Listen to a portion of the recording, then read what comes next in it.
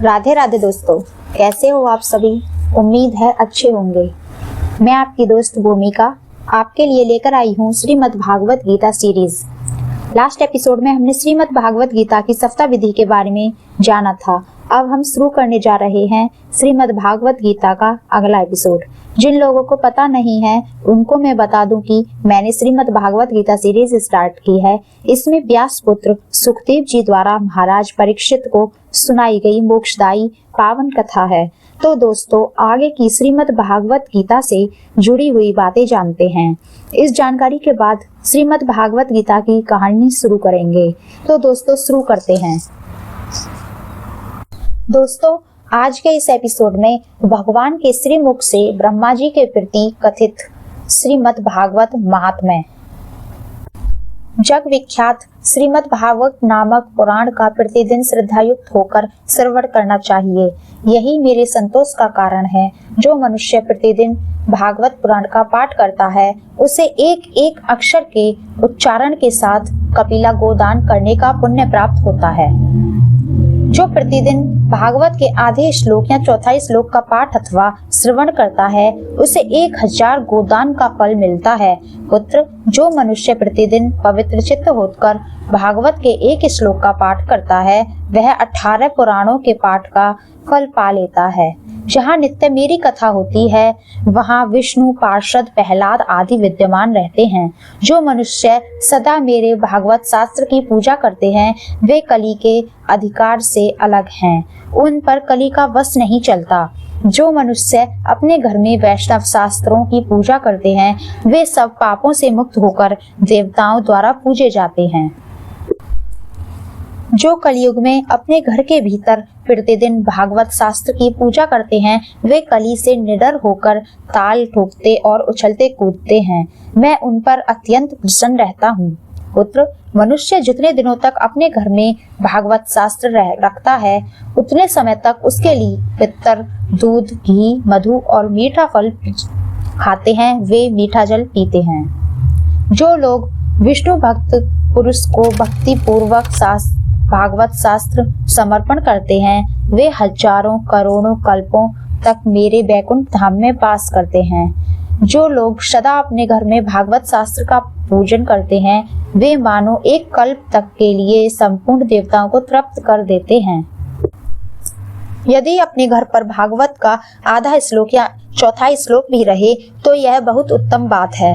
उससे छोड़कर सैकड़ों और हजारों तरह के अन्य ग्रंथों के संग्रह से भी क्या लाभ है। कलयुग में जिस मनुष्य के घर में भागवत शास्त्र मौजूद नहीं है उसे यम से कभी छुटकारा नहीं मिलता। इस कलयुग में जिसके घर भागवत शास्त्र मौजूद नहीं है उसे कैसे वैष्णव समझा जाए। वह तो चांडाल से भी बढ़कर नीच है। लौकेश ब्रह्मा, पुत्र, मनुष्य को सदा मुझे भक्ति पूर्वक संतुष्ट करने के लिए अपना सर्वस्व देकर भी वैष्णव शास्त्रों का संग्रह करना चाहिए। कलयुग में जहाँ जहाँ पवित्र भागवत शास्त्र रहता है वहाँ वहाँ सदा ही मैं देवताओं के साथ उपस्थित रहता हूँ। यही नहीं, वहाँ नदी, नद और सरोवर रूप में प्रसिद्ध सभी तीर्थवास करते हैं। संपूर्ण यज्ञ, 7 पुरियों और सभी पावन पर्वत वहाँ नित्य वास करते हैं। लौकेश, यश, धर्म और विजय के लिए तथा पाप, श्रेय एवं मोक्ष की प्राप्ति के लिए धर्मात्मा मनुष्य को सदा ही मेरे भागवत शास्त्र का श्रवण करना चाहिए। यह पावन पुराण श्रीमद् भागवत आयु, आरोग्य और पुष्टि को देने वाला है। इसका पाठ अथवा श्रवण करने से मनुष्य सब पापों से मुक्त हो जाता है। लौकेश, जो इस परम उत्तम भागवत को ने तो सुनते हैं और ने सुनकर प्रसन्न ही होते हैं उनके स्वामी सदा यमराज ही हैं। वे सदा यमराज के ही बस में रहते हैं। यह मैं सत्य सत्य कह रहा हूँ। पुत्र, जो मनुष्य सदा ही विशेषतः एकादशी को भागवत सुनने नहीं जाता उससे बढ़कर दुनिया में कोई पापी नहीं है। जिसके घर में एक श्लोक, आधा श्लोक अथवा श्लोक का एक ही चरण लिखा रहता है उसके घर में मैं निवास करता हूँ। मनुष्य के लिए संपूर्ण पुण्य आश्रमों की यात्रा या संपूर्ण तीर्थों में स्नान करना भी वैसा पवित्र कारक नहीं है जैसा श्रीमद् भागवत है। चतुर्मुख जहाँ जहाँ भागवत की कथा होती है वहाँ वहाँ मैं उसी प्रकार जाता हूँ, जैसे पुत्र वत्सला गो अपने बछड़े के पीछे पीछे जाती है। जो मेरी कथा कहता है, जो सदा उसे सुनने में लगा रहता है, वह जो मेरी कथा से मन ही मन प्रसन्न होता है, उस मनुष्य का मैं कभी त्याग नहीं करता।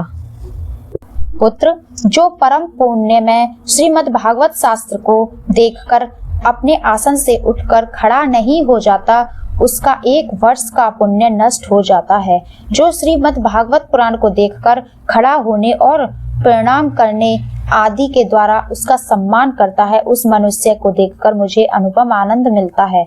जो श्रीमद् भागवत को दूर से ही देखकर उसके सम्मुख जाता है, वह एक एक पग पर अश्वमेध यज्ञ के पुण्य के प्राप्त करता है। उसमें तनिक भी संदेह नहीं है। जो मानव खड़ा होकर श्रीमद् भागवत को प्रणाम करता है, उसे मैं धन, स्त्री, पुत्र और अपनी भक्ति प्रदान करता हूँ। हे पुत्र, जो लोग महाराजोचित सामग्रियों से युक्त होकर भक्ति पूर्वक श्रीमद् भागवत की कथा सुनते हैं, मैं उनके वशीभूत हो जाता हूँ। सुव्रत, जो लोग मेरे पर्वों से संबंध रखने वाले सभी उत्सवों में मेरी प्रसन्नता के लिए वस्त्र, आभूषण, पुष्प, धूप और दीप आदि उपहार अर्पण करते हुए परम उत्तम श्रीमद् भागवत पुराण का भक्ति पूर्वक श्रवण करते हैं, वे मुझे उसी प्रकार अपने वश में कर लेते हैं, जैसे पवित्र पतिव्रता स्त्री अपने साधु स्वभाव वाले पति को वश में कर लेती है।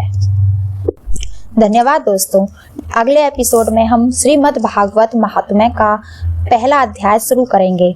अगर आपको ये जानकारी अच्छी लगी हो तो प्लीज लाइक, शेयर और सब्सक्राइब करें और अपने दोस्तों के साथ शेयर करना ना भूलें। जय श्री कृष्णा दोस्तों।